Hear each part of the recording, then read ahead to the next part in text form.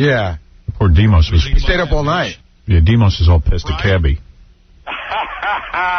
Because Dmos came in and talked about babysitting Cabbie. That was his job, to babysit Cabbie while he was on the air. And then now Cabbie hates Dmos for coming in and saying that, which he didn't even say anything bad about Cabbie. Making a joke.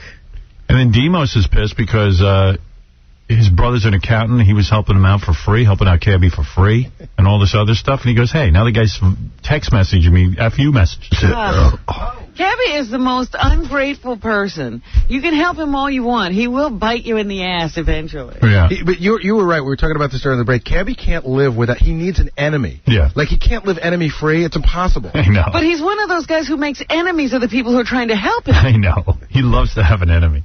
It does. It fuels him. You know, Tom lent him money and has only been berated for it ever since. Hey, Artie, maybe you should be Cabbie and confront Dmos. We could still do it. Dmos! That's it? Cabbie doesn't have much fight in him today. Sorry to wake you up, pal. Tough week. Dmos, you dickus! Yeah. Does Dmos want to come in and say anything, or...? Yeah. I mean, what has his communication with Cabbie been since? Oh, a lot. Let me hear. Let's bring him in. Bring him in real quick, because I got a whole bunch of stuff to get to. But Cabbie has decided with the doctor not to appear to answer these applications. You know what? It's probably better. My doctor says it's no good. Well, at least he's listening to a doctor. That is good. This is Dmos. His job, since Cabbie got out of rehab, is to sit there with Cabbie during his show. This is Gamos. Yeah. I get 5 calls a day. Pages, messages. What's going on? Give us the history. What did Cabbie say you did wrong? He goes, don't say my personal business over the air. It's like, look, I know a lot more than what I said. I was just playing. I was just joking around. Right. I didn't say anything I thought that was offensive that he hasn't said himself. Right. Bend over, faggot! And like I guess the only thing I could think of that would be offensive is what I said about the phone. You know, about the, hey, look at this, the picture of my, this is what I ate last night. You know, maybe that's he does that. He does that in here. He does that joke to everybody. No, he's done it on the air with me. Everybody knows. So everything I said, you know, has been said before. Right. So now I get 5 calls a day. You know, I have a strange schedule. He calls me like 5 times within 2 hours. You know, they're trying to wake me up, or I'm at my other gig, and he keeps calling and calling. I check my voicemail, and it goes, you're ignoring me. You better call me back immediately. This is very important. And it's like, no, it's not important, man. I'm working. I'll call you back. In a couple hours. Instead, he wants me to call him immediately. Like, he's such a priority in my life. Oh, I'm so sorry I haven't called you back immediately. You don't confront me. So here I am today, and he's not around. You tell one lie, I have to tell 100 to contract. Dumb. Are they going to change my phone number? Don't mention my car or I'll kill you. You remember that? Yeah. Oh, yeah, that was for me. Yeah. I remember. Don't mention the car I got. That's private business, dickus. He goes, I don't want anybody to know what I'm driving. In the meantime, he's doing 100 miles an hour down 56th Street Fishtail, so everyone notices him. Check out my Mustang. Don't mention my car. One time I was eating half a sandwich on 2nd Avenue, and I just, like, waved to him, and he peeled out the black Mustang. Dmos, remember, my ball's on your chin. Yeah. Look forward to a Cabbie teabag. That's what, yeah. Aside from the phone calls, he also text messages you, too, right? Oh, yeah, I have him on my phone right here. It's ridiculous. What's he saying? Well, let's see. Don't make me change the 3 on my neck to 4. There was nothing, I gotta say. I mean, they're just annoying more than anything else. What do they say? The only one that, I transcribed them for you, Gary. All right. These are from Cabbie. Here's the first one. The first one goes, this is great. 7:11 a.m. I'm far asleep at this point. Right. 7:11 a.m. You're an F. Whatever gives you the right to talk about me getting suspended from work to 8 million people. Are you that stupid? And then also, like, some 973 number came up after that. And then there's another one at 7:21. Because I can't prove the 973 was him. It just says, please call. At 7:21, it says, you don't even have the balls respect to call me and discuss the matter. I'm pissed. Should I go there and tell all your personal stuff? I know about you, that you've told me. I'm like, yeah, what have I told Cabbie? You can air anything you want, Cabbie. Anything you want. Like, 2 words, herpes! Yeah. It's so ridiculous. And what are you going to do? What are you going to say? I was in Desert Storm, you fruit. I've killed people. And you know what? And I thanked him. I said, on Veterans Day, I said, hey, man. You're welcome, fag. Weren't you telling me that you were, like, one of the only guys that was nice to him around here? Are you kidding me? I'm the only one who didn't make fun of him, like, didn't hang up on him. I'm the only one who didn't get any sort of weird weird threat. I'm serious. I didn't. When he was calling you and saying that the TV was talking to him. Yeah, and I was nice about it. I even went to websites. He goes, "There's a reality show, and this is the website. Go to it." And I'd go to it, and he goes, "Read it," and it would be in some sort of Asian language. I didn't know, and I was like, "I can't read it." He goes, "You're lying to me," and I'm like, "I'm not lying." And I go, "Hold on," and rather than hang up on him, I'd always just go, "Hold on, it's cool," you know. I actually just try to help him. I go, "You know, man, when you go to the hospital," and I was just nice to him. And, and that's how you get in trouble with Cabby. Put salt on your ass and let a cow lick it. And I thought the reason that I was, babysitting Cabbie was because maybe I had some special rapport with him, but really it's just coincidence. Right. Dmos, put on A&E. Rob Cross is on Columbo. I swear. Rob Cross is the villain on Columbo. He's talking to me. Dmos was telling me that he liked Cabbie so much that on New Year's Day, he went out of his way to call him to say, "Hey, have a good New Year. Hope things work out better for you this year." Yeah. You did that? And who else did that? Not too many people. Yeah, I don't think anybody. I know that no one. Actually, you know what? Hold on, Dmos. I've got 5 other people calling to wish me Happy New Year. Yeah. I said I wish a better year ahead. No. Hold on, Dmos. I have to take a call from my blender. Yeah, the appliances were calling. And the toaster is singing Merry Christmas. And with that tax stuff, he never took me up on it. 'Cause my brother's an accountant, so I said, "Hey, man, you can talk to my brother for free." He never took me up on it. Oh. Hey, Dmos spelled backwards is so mad. Think about it.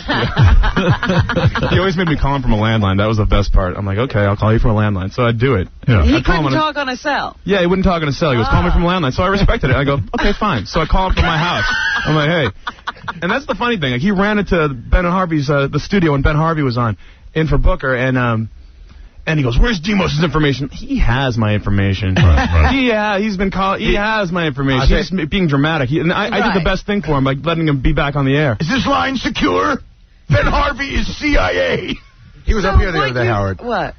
At Cabbie, and he's really mad at Dmos. Yeah, I heard he's fuming. He is. He's fuming. I don't understand. But what did you reveal? That he had been suspended? Howard said that. Everyone knew he was suspended. He implied that I'm nuts. I know. I tell you, I didn't say anything. What could he have revealed? I got to go with Dmos on this unless Cabbie calls in. Yeah. Don't let Dmos' cute face and sweet ass fool you.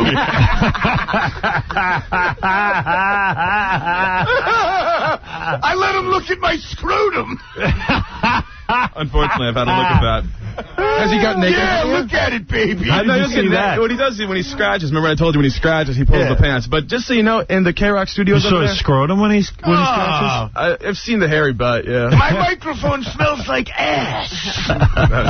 Well, now we have Purell and we have like disinfectants in the air studio. Your Purell won't stop me. Maybe that's what offended him when you said he was scratching his ass and then holding the microphone. Maybe, but I mean, come on. He personally says it himself. He goes, well, you see, I asked him about that. I go, what did Dmos say? I said, he was goofing around. He said that you like scratch your butt and then you touch the stuff, and he goes, "That never happened." He goes, "Oh, Gary, give me a break. You think I'd do that? My ass transcends Lysol." Here's Tom, straight from that episode of Columbo. Hey, Tom. I just wanted to say, in Cabbie's defense, the guy's in a serious state of recovery. Right. And to expect him to be totally rational... Whoa. Shut up, Tom. I know things about you. No, it's just that... No one's expecting him to be rational. Cabbie called us and wanted to come in. He called me at home last night. And I don't even mind that he's not in. I'm glad he didn't. I just think I feel bad for Dmos because Dmos is trying his best to be. He's been a friend. Oh, and I agree. And Dmos is all freaked out. I'm going to give Dmos AIDS. No, I agree with that as well. But I was actually thinking about as I was just coming back after buying breakfast. If he's in, has he checked with his sponsor? Has he checked with? Yes. Talk to the people who's that's why he didn't come in today. That's good. So that's a good thing. He is checking. That's great. Yeah. I'm checking. It sucks that you had to get up and stay up this late, but that's fine. It's fine. I think Cabbie's a great talent, and I want the best for him. But I just like him calling me and making it into a personal thing in my house. I don't care if it's on the air, but when it's at my house, like, come on, man.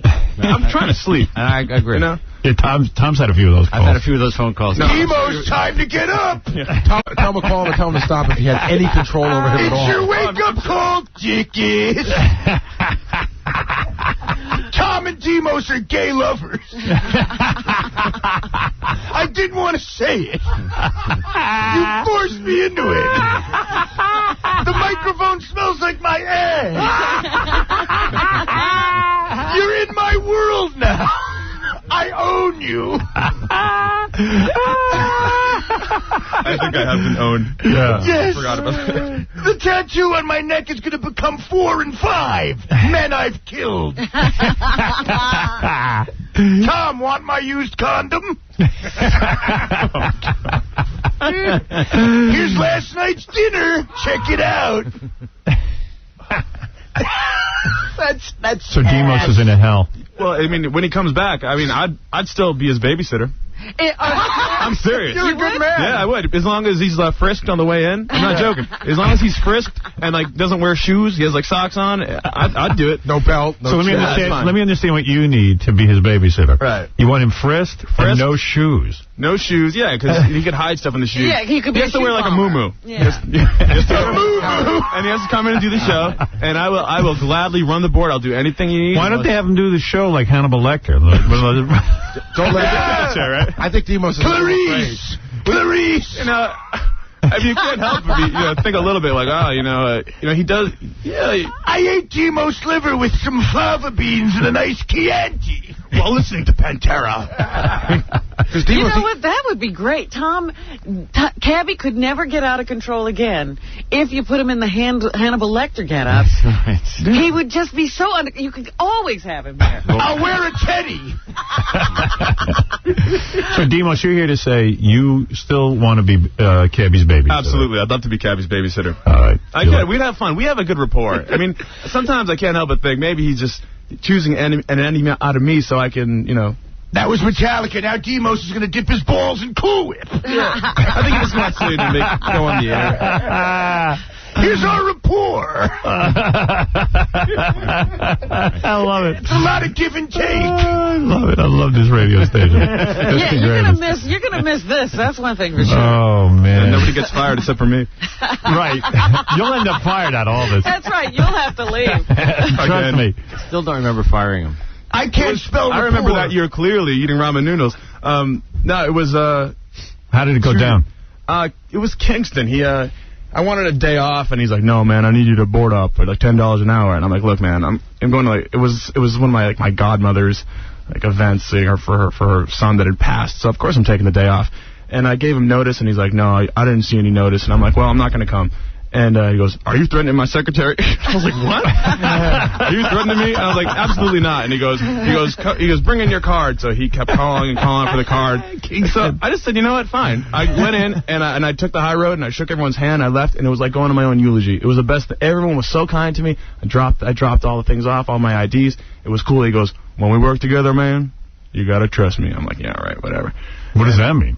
I don't know. I don't know what he thought. Like I was when coming we back. work together, you gotta trust me. Yeah, I don't know. It means you got skull-effed. Yeah, I really don't know what it means. But read between the lines. We're done with him. What? Yeah, well, not only that, but when I went to collect unemployment, he said that I voluntarily quit. And I You're not done with me. Sorry, Cabbie. Sorry. My bad.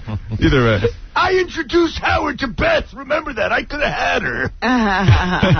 Did he really? No. But he says things like that. Yeah. Sorry, I tend to blurt. He was there the night I met her. Oh, okay. I brought him along. Lucky you. Yeah. Water beetles are coming out of my pants. Water beetles? Yeah, water beetles. Come again. They came out of the toaster and they're in my pants. You can see them on a website. All right, Dmos, listen. Good luck with everything. Thanks, Howard. I have a tail.